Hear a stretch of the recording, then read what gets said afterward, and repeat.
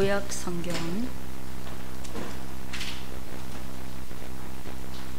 구약 성경입니다. 5번째 스티커, 검은색 스티커 5번째 보면 느에 이옵되어 있어요. 그 느에다가 손가락 넣으시고 느헤미야 굵은 글씨로 8장입니다. 4절에서부터 12절까지 길은데요.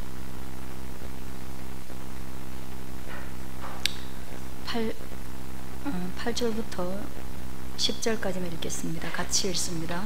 8에서 10절까지만 읽을게요. 같이 시작. 에스라가 위대하신 하나님 여호와를 송축하며 모든 백성이 손을 들고 아멘 아멘 하고 응답하고 몸을 굽혀 얼굴을 땅에 대고 여호와께 경배하니라. 예수아와 바니와 세레바와 야민과 악굽과 사부대와 호디야와 마세야와 그리다와 아사랴와 요사백과 하난과 불리야와 레위 사람들은 백성이 자리에 서 있는 동안 그들에게 율법을 깨닫게 하였는데 하나님의 율법책을 낭독하고 그 뜻을 해석하여 백성에게 그 낭독하는 것을 다 깨닫게 하니 백성이 율법의 말씀을 듣고 다 우는지라.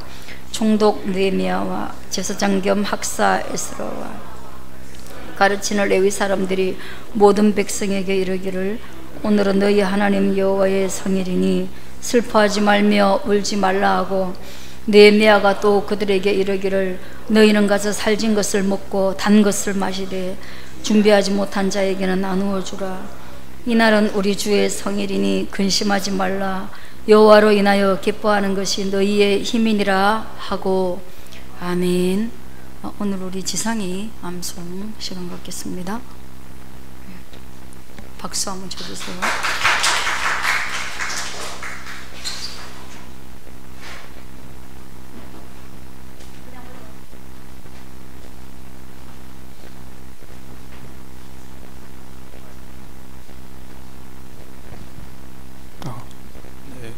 성경 암송 시작하겠습니다. 고린도후서 5장 17절 말씀. 그런즉 누구든지 그리스도 안에 있으면 새로운 피조물이라. 이전 것은 지나갔으니 보라 새 것이 되었도다. 요한복음 14장 21절 말씀. 나의 계명을 지키는 자라야 나를 사랑하는 자니 나를 사랑하는 자는 내 아버지를 사랑하는 내 아버지께 사랑을 받을 것이요 나도 그를 사랑하여 그에게 나를 나타내리라. 디모데후서 3장 16절 말씀. 모든 성경은 하나님의 감동으로 된 것으로 교훈과 책망과 바르게 함과 의로 교육하기에 유익하니. 빌립보서 4장 6절에서 7절 말씀. 아무것도 염려하지 말고 다만 모든 일에 기도와 간구로 너희 구할 것을 감사함으로 하나님께 아뢰라. 그리하면 모든 지각에 뛰어난 하나님의 평강이 예수 그리스도 안에서 너희 마음과 생각을 지키시리라. 로마서 3장 23절 마태복음 14장 20절 말씀. 두세 사람이 내 이름으로 모인 곳에는 나도 그들 중에 있느니라. 로마서 6장 마태복음 4장 19절 말씀. 예수께서 말씀하시되 나를 따르는 자는 마태복음 4장 19절 말씀하시되 나를 따라오라. 내가 너희를 사람을 낚는 어부가 되게 하리라 하시니. 로마서 3장 23절 말씀. 모든 사람이 죄를 지었음에 하나님의 영광에 이르지 못하더니. 로마서 6장 23절 말씀. 죄의 삭은 사망이요 하나님의 은사는 그리스도 예수 우리 주 안에 있는 영생이니라. 로마서 5장 8절 말씀. 우리가 아직 죄인 되었을 때에 그리스도께서 우리를 위하여 죽으심으로 하나님께서 우리에 대한 자기의 사랑을 확증하셨으니라. 디도서 3장 5절 말씀. 우리를 구원하시되 우리가 행한 바 의로운 행위로 말미암지 아니하고 오직 그의 긍휼하심을 따라 중생의 씻음과 성령의 새롭게 하심으로 하셨으니. 요한복음 1장 12절 말씀. 영접하는 자, 즉 그 이름을 믿는 자들에게는 하나님의 자녀가 되는 권세를 주셨으니. 이상입니다.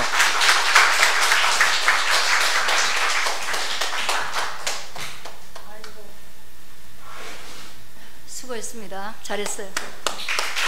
아유, 키는 많이 크네. 여기 와 있네요.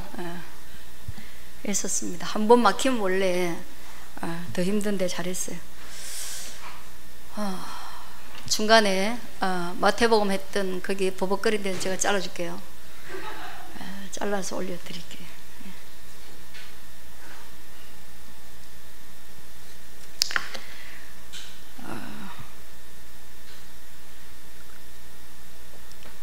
저도 이거 지금 몇 구절을 외워봤는데 정말 안 되는데요. 정말 안 외워져요. 정말로 세월을 탓할 수밖에 없겠네. 그 디테일한 게 안 외워져가지고 여러분들이 얼마나 어렵겠나 싶은데, 그래도 제가 또 느슨하게 할 수 없는 것은 나는 그 나이 때 당연히 다 외웠다. 10분 안에 하나씩 다 외웠다. 그 말씀을 드립니다. 오늘 느헤미야 8장 이 본문은요, 제가 한 주간에 그 성경 보고 그리고 또 기도하고 묵상하면서 아주 임팩트 있게 다가온 말씀이 하나가 있어서 이 본문을 결정을 했습니다. 그거는 10절에 나오는 말씀인데요. 여호와로 인하여 기뻐하는 것이 너희의 힘이니라. 이 말씀이 제 마음에 얼마나 와닿았는지, 여호와로 인하여 내가 기뻐할 수 있는 그것이 내 삶의 힘이라는 이 말씀이 저를 너무 충만하게 했습니다. 그래서 그 충만함에 그리고 그 뜨거움이 사라지기 전에 여러분과 함께 나누었으면 좋겠다 하는 마음으로 앞뒤 본문을 연결했습니다.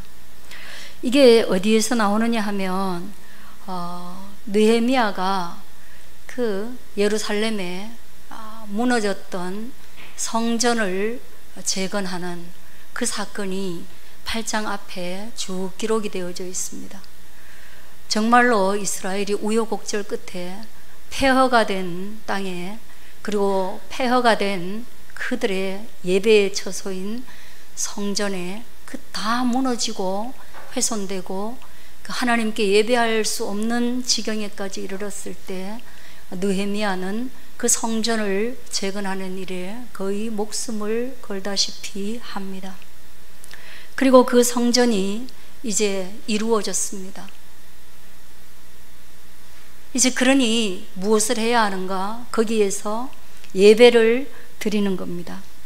그래서 느헤미야는 무너진 예루살렘 성전을 재건하는 부름을 받은 한 사람이었다면, 오늘 여기 나오는 제사장 겸 학사였던 에스라는, 그는 영적 지도자로서 사람들의 그 내면 마음의 성전을 재건하는 일에 부르심을 받고 헌신하는 장면입니다. 정치적인 지도자로서 느헤미야도 굉장히 위대하고 필요한 존재입니다. 그가 없었더라면 이 성전 재건은 꿈도 꿀 수 없었을 겁니다. 그러나 여러분, 외형적인 것만 중요한 것은 아니잖아요. 건물만 번듯하면 교회는 아니고요. 나라가 이렇게 부유하게 되었다고만 해서 우리가 선진국은 아니죠. 가정이라는 것이 소득만 많다고 해서 스위트홈이 되는 게 아닌 것과 동일합니다. 나라는 균형이 있어야 하고, 꿈도 있어야 하고, 비전이 있어야 하고, 더불어 잘 살아야 합니다. 가정은 사랑이 있어야 합니다. 배려가 있어야 합니다. 각자의 역할이 있어야 합니다. 교회는 건물도 중요하지만 온 마음으로 하나님을 믿는 사람들이 그 마음을 다해 예배 시간에 하나님을 경배해야 합니다.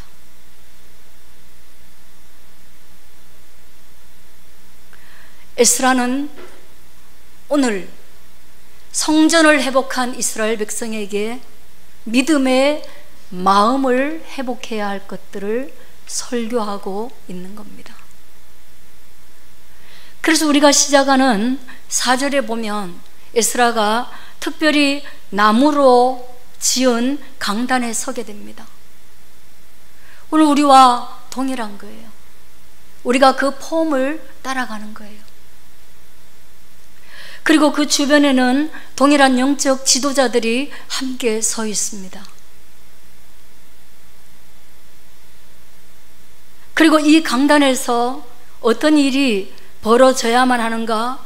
그것은 이 강단은 여호와의 말씀이 선포되는 것이기에 5절에 보면 에스라가 모든 백성 위에 서서 그들의 목전에서 책을 펴는데요, 그 책은 바로 성경, 지금으로 얘기하면 성경책을 펼쳐드는 것입니다. 그리고 이 성경책을 펼쳐들 때 모든 백성이 일어나서 그 성경에 기록된 말씀을 듣는 거예요. 말씀에 대한 그런 진지함이 있었던 거예요. 여러분, 오늘날도 어떤 보수적인 교회나 또 어떤 거기에 의미를 두시는 목사님들은 성경 읽고, 여기 앞에 우리 주보에 보시면 여기 당구장 표시되어 있는 거 있죠? 주보 앞에 순서에 보면 당구장 표시되어 있는 거 있죠? 예. 이 부분에는 성도들이 다 함께 일어섭니다. 맨 밑에 축도까지. 축도는 빠졌는데요. 왜 일어서느냐? 그 하나님에 대한 예우예요. 묵도함으로 하나님께 나아가는 예우예요. 마치 법정에서 판사가 등장할 때 모든 법정에 있는 사람들이 다 기립함으로 그 판결을 존중하는 마음을 표시하는 것처럼, 그 권위에 순종하는 것처럼 하나님의 말씀이 들려질 때 교동문을 통하여서 하나님을 찬양할 때 우리가 어떻게 앉아서 할 수 있느냐? 서서 합니다.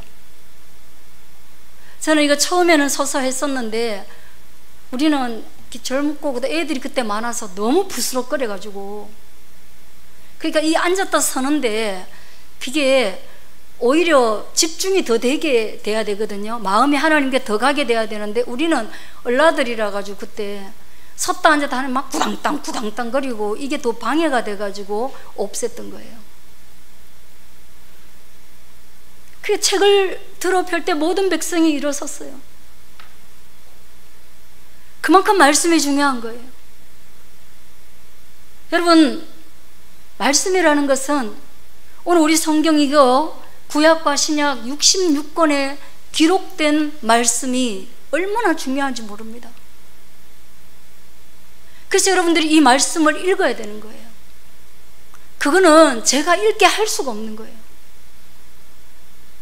휴대폰을 들고 다니면서 하셔도 좋겠지만 종이책을 들고 다니면서 여러분들이 집에서 심심할 때 아니면 의도적으로 읽으셔야 되는 거예요. 이 성경을 읽는 일이 없이는 영성을 유지할 수가 없어요. 세상에서 들려지는 수많은 소음과 우리를 두렵게 하는 소리와 염려와 걱정과 경쟁과 갈등과 전쟁과 기근과 이상기후와 이런 것들 속에 우리의 마음이 매일 매 순간 흔들려서, 그러면 나는 우리의 인생을 어떻게 보호하고 우리의 가족을 어떻게 보호해야 하나, 아침부터 저녁까지 힘써 일하면서 그들을 지켜야만 하는 그런 막중한 책무 속에서 지쳐갈 것이 아니라, 그래서 육신의 힘만 자꾸 키울 것이 아니라 하나님의 말씀을 인하여서 영성을 길러가야 되는 것이 그리스도인 신자의 책무입니다. 그래서 읽으셔야 돼요. 그리고 이렇게 암송하는 것은 읽는 것을 넘어서서 우리가 암송했을 때 정말로 긴급하고 위기의 순간에 내가 성경책을 읽을 수도 없고 너무 혼란스럽고 내가 정말 외통수에 걸렸을 때, 길을 잃어버렸을 때, 풍랑 가운데 흔들리는 인생을 맞이했을 때 성경을 읽을 만한 정신이 없단 말이에요. 그럴 때 여러분들, 오늘 여러분이 암송한 이 말씀이 여러분을 지켜줄 것입니다. 생각나게 할 것입니다. 그래서 여러분의 인생의 지팡이가 되게 할 것입니다. 흔들리지 않는 소망의 닻이 되게 할 것입니다. 그러므로 이 암송하는 것을 아까워하지 마시고, 힘들어하지 마시고, 불편해하지 마시고, 여러분의 총기와 총명이 있을 때 한 자라도 더 외우셔서 여러분의 남은 생애가 그리스도 예수의 말씀에 인도함을 받는 그런 생이 되기를 바라는 겁니다. 또 하나의 말씀은, 말씀이 육신이 되어 우리 가운데 거하심에, 그건 누구입니까? 말씀이 육신이 되어 우리 가운데 거하신 분이 누구예요? 예수님이세요. 요한복음에 보면 말씀이 육신이 되어 우리 가운데 오셨다. 예, 예수님은 원래 하나님이세요. 그분은 말씀이에요. 그런데 그 말씀을 너무 우리가 멀리하고 그 말씀에 대해서 이해도가 떨어지고 그 말씀에 대해서 현실성을 가지지 못하니까 그 말씀이 육체가 되어서 이스라엘 땅에, 2000년 전 이스라엘 땅에 우리 사람 가운데 오셔서 그분이 말씀하시는 것이 기록된 말씀과 동일하고, 그분이 실천하는 것이 기록된 말씀과 동일하다는 것을 보여주심으로 말미암아 이 말씀의 효력과 말씀의 능력을 다시 한번 확인시켜 주신 것, 그게 바로 예수 그리스도의 사명인 것입니다. 믿으시길 바랍니다. 예수님은 말씀이 육신이 되신 분이에요.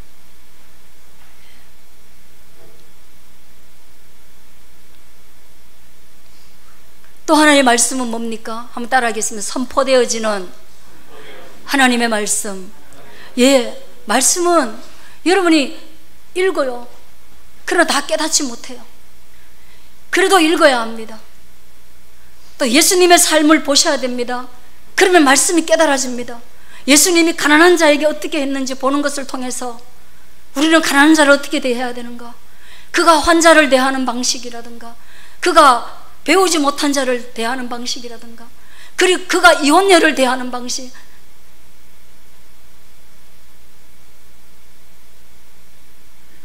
이방인을 대하는 방식, 온갖 방식들이 있는 거예요. 그런 것을 보면서 우리 삶의 기준을, 가치의 기준을 잡는 거예요. 그래서 선포되어지는 하나님의 말씀, 이 시간인 거예요. 이 시간. 말씀의 세 부분으로 우리에게 다가오는데, 선포되어지는 말씀은 여러분에게 해석해서, 깨닫기 어려운 그 말씀을 해석해서 여러분에게 선포하는 것입니다. 그것은 목사가 하는 일이에요. 오늘 이 학사 에스라가 하는 일이에요. 영적 지도자들이 하는 일이에요. 그러므로 말씀은 아무나 해석하지 않고 검증된 과정을 거쳐야 되고, 이 말씀은 창세기에서 계시록까지 관통하는 말씀을 배우고야 증거할 수 있는 것이고, 완전히 초대교회라서 아무도 배운 사람이 없을 때는 누구나 은혜가 있으면 가르칠 수 있지만, 그러나 이 한국교회와 같이 이미 기독교가 100년사가 넘을 때는 정확한 절차를 거쳐서 배운 사람들이, 검증된 사람들이 여러분에게 가르쳐야 하고, 그런 사람의 설교를 들어야 하는 것입니다. 그리고도 이 설교는 때때로 검증됩니다. 영상을 통해서 퍼져나갈 때, 그리고 오래된 신자들이 설교를 들을 때 저거 이상한데 하고 이걸 검증하는 과정을 또 거칠 수 있는 겁니다. 그래서 목사는 말씀을 잘못 전했을 때 징계를 받는 것입니다.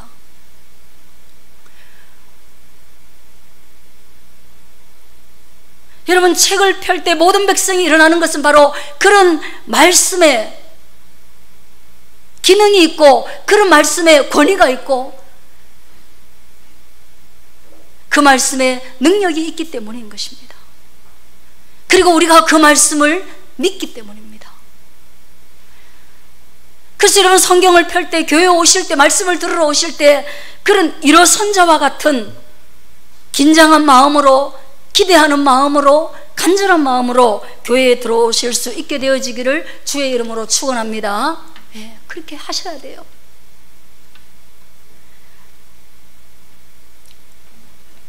육 절에 에스라가 위대하신 하나님 여호와를 송축하며 모든 백성이 손을 들고 아멘 아멘 하고 응답하고 몸을 굽혀 얼굴을 땅에 대고 여호와께 경배하니라.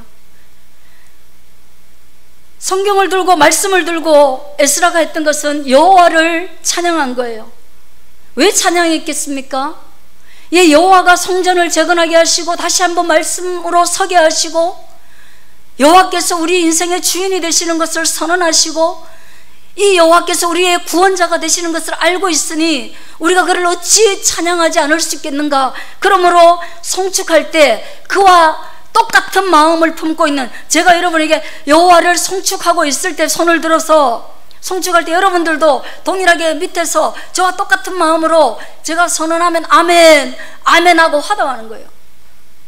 나도 그렇게 생각해요. 아멘, 진실로 그러합니다.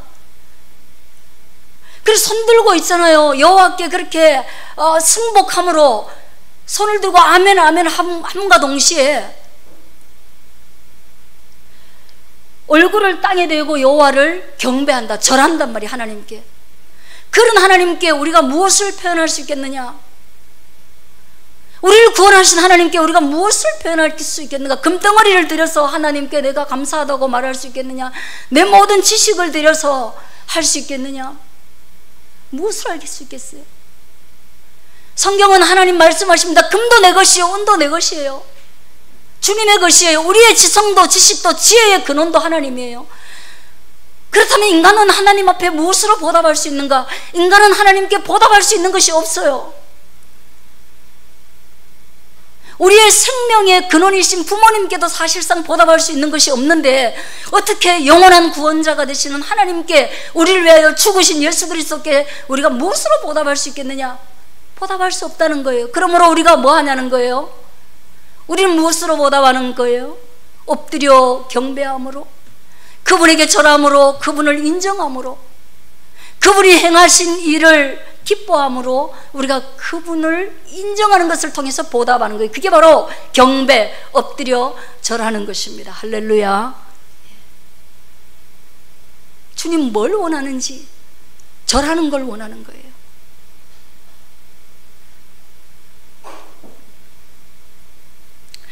칠 절에 보면 여러 사람 읽기도 어려운 이름들이 나옵니다. 율법을 낭독할 때 그 뜻을 해서 그 백성에게 그 낭독하는 것을 다 깨닫게 하는 옆에 이 보조 요원들이에요. 지금처럼 이렇게 마이크가 좋으면 아마 학사 에스라가 다 했겠죠, 그죠? 근데 여기 막 백성은 많고요. 그 다음에 이 소리는 다 들리지 않을 거 아니에요. 그러면 뭐예요? 이게 주변에 앞에 있는 백성들은 깨닫는데 뒤에 백성들은 뭐예요? 항상 못 깨달아요. 그래서 보면 보통 보면 다 앞에 있는 사람들이 모범생들이에요.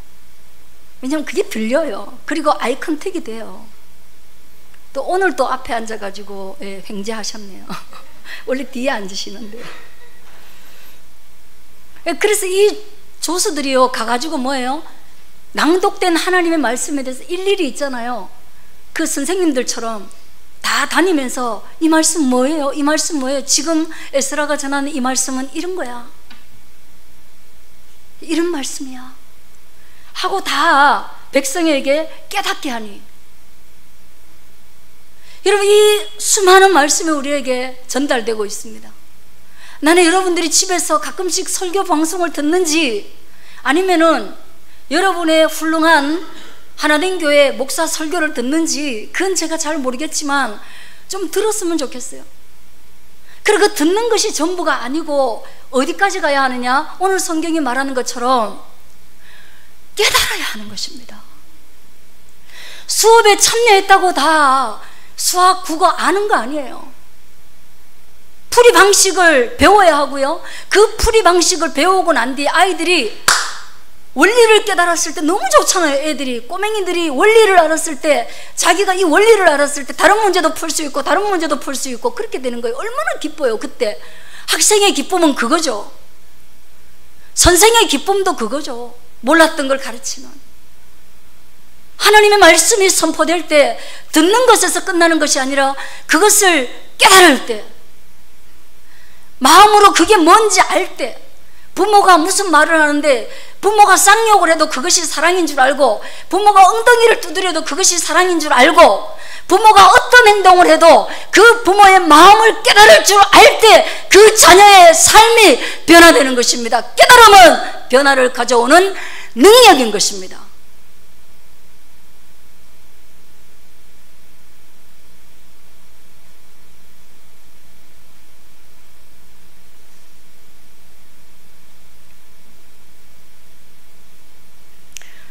그러므로 믿음은 들음에서 나며 들음은 그리스도의 말씀으로 말미암느니라. 로마서 10장 17절이 그렇게 말하고 있어요. 믿음이라는 것은 들어야 한다. 오늘 이 설교를 듣고 또는 말씀을 들을 때 여러분 마음속에 믿음이라는 것이 생겨나기를 바랍니다. 그러나 여기에서 끝나지 않습니다.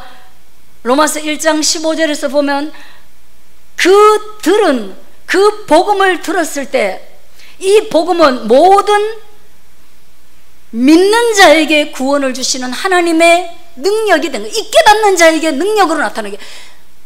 복음은 들어야만 되고 들으면 믿음이 생기는데 그 믿음에 하나님의 능력이 나타난다는 것입니다. 할렐루야.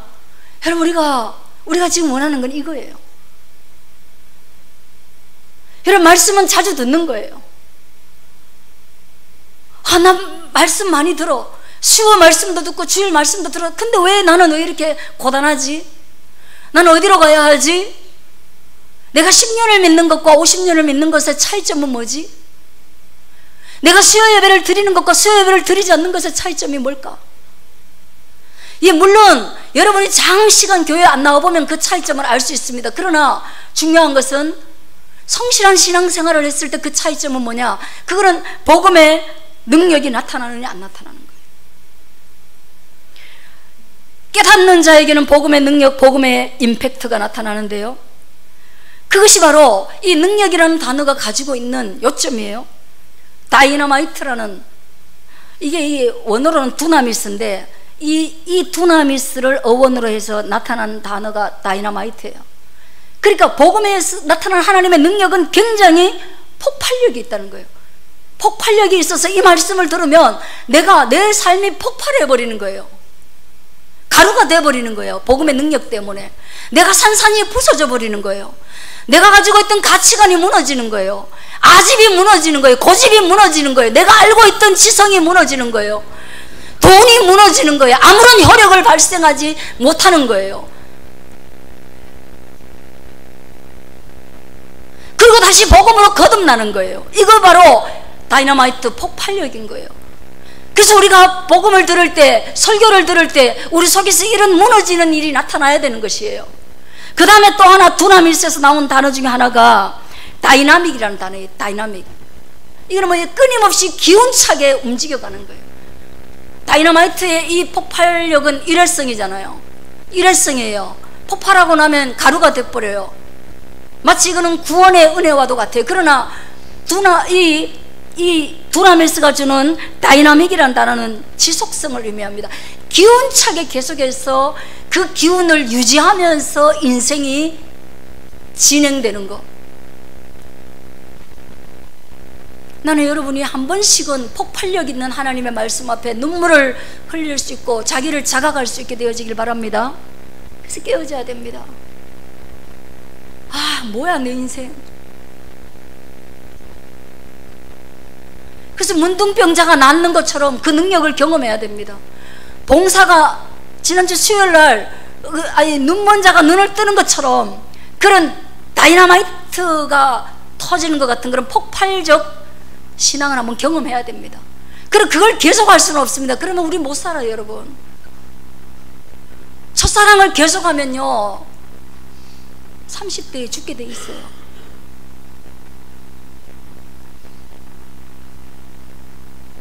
그 다 소진되는 거예요.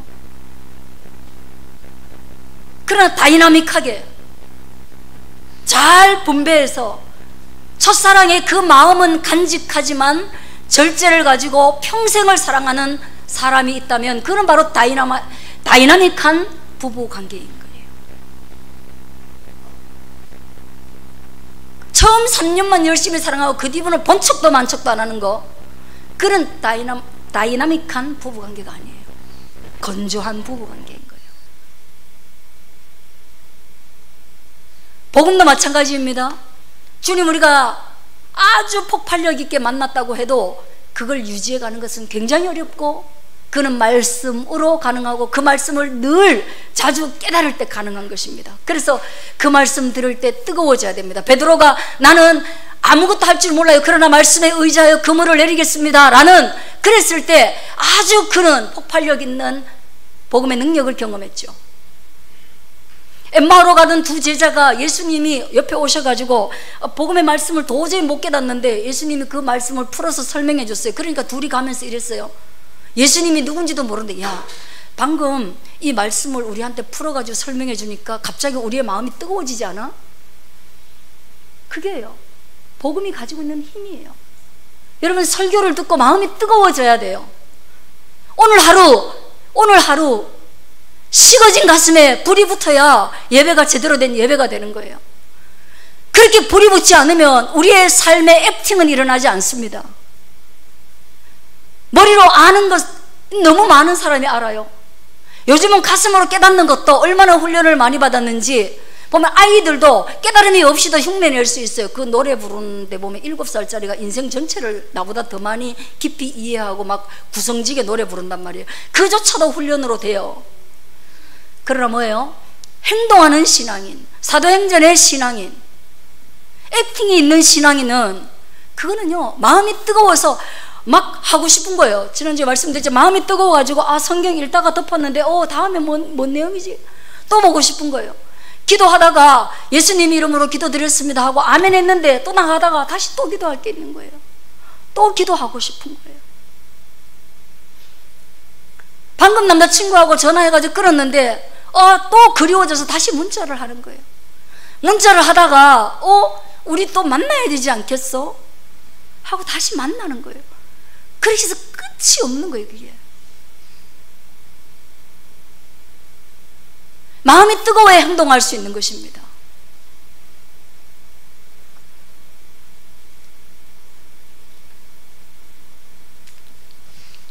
그리고 예수님은 그 정점에 고린도후서 13장 4절 그리스도께서 약하심으로 십자가에 못 박히셨으나 하나님의 능력으로 하나님의 두나미스로 살아계시니 우리도 그 안에서 약하나 너희에게 대하여 하나님의 두나미스로 능력으로 그와 함께 살리라. 십자가로 이 모든 능력의 정점을 찍은 것입니다. 십자가로 죽는 거 능력이 필요합니다. 그러나 다시 사는 거 능력이 필요합니다.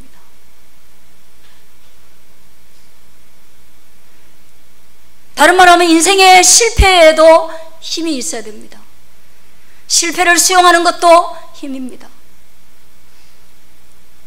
14년째 전 세계 자살률 1위 대한민국.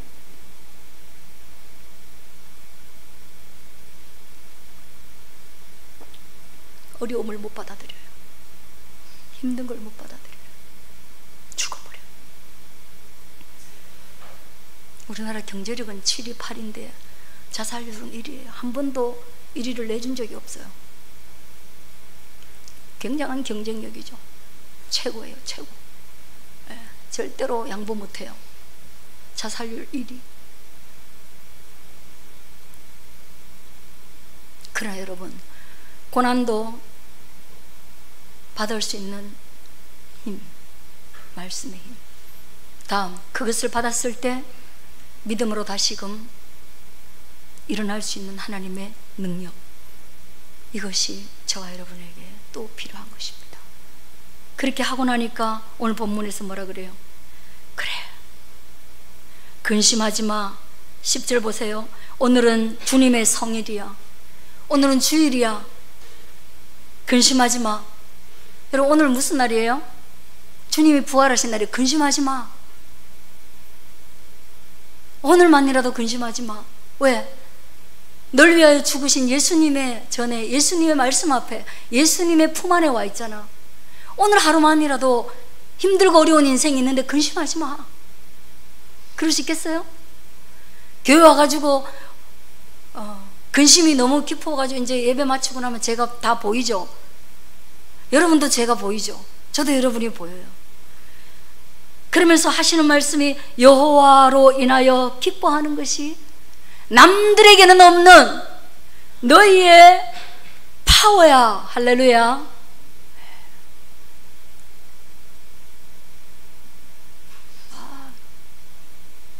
저는 이 말씀을 읽으니까 정말 충격이 됐어요. 남들에게는 없는, 근심으로 가득한 이 세상에서 남들에게는 없는 기쁨을 회복하는 것이 우리의 믿는 자의 힘이구나. 그래서 찡그린 얼굴로 계속 살지 않고 웃는 얼굴로 살아도 그 얼굴이 언젠가 이 사람 뭐 때문에 얼굴 표정이 저렇게 좋지라고 이렇게 질문 받을 수 있는, 그게 우리의 힘이구나.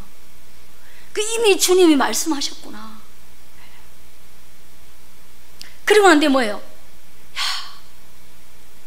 가서 먹어. 12절에 보세요. 곧 가서 먹고 마시며 나누어 주라고 합니다. 근데 뭘 먹고 뭘 마시고 뭘 나눠주냐 하면요, 이거 보세요. 그들에게 이르기를 10절, 너희는 가서 살찐 것을 먹고, 저 주일날 고기 먹으라는 거예요. 주일날 이제부터 고기를 해주세요. 왜?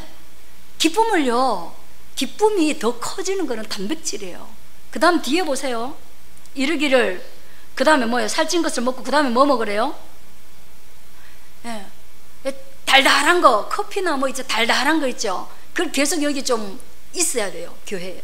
그 고기하고 이게 음료하고 단음료하고 이 두 개가 꼭 있어야 돼요. 그래야 그 기쁨이 훨씬 증폭되고, 그리고 그 영적 기쁨이 육체의 기쁨하고 맞물려요. 그러니까 뭐 영적 기쁨은 말씀을 듣는 걸로 막 기쁜데, 육체는 뭐예요? 역시 인간은 고기하고 단 걸 먹어야 기쁘다 이 말이에요. 그러니까 하나님이 다 하시는 거예요. 이렇게 디테일하게 가르쳐 주시는 거예요. 그래서 제가 돌아봤어요. 우리 교회는 단백질이 부족하나 이 당분이 부족하나, 이걸 내가 몰랐구나. 이 디테일한 걸 몰랐구나. 그래서 새롭게 깨달았습니다. 교회는 주일날 말씀과 고기와 담겨 있어야 된다. 여기에 대해서 아끼지 말아야 된다. 동의하세요? 동의하시죠? 예? 그렇게 합시다. 우리 그렇게 하십시다. 그리고 기뻐하는 것을 우리의 힘으로 삼으십시다. 기도하겠습니다.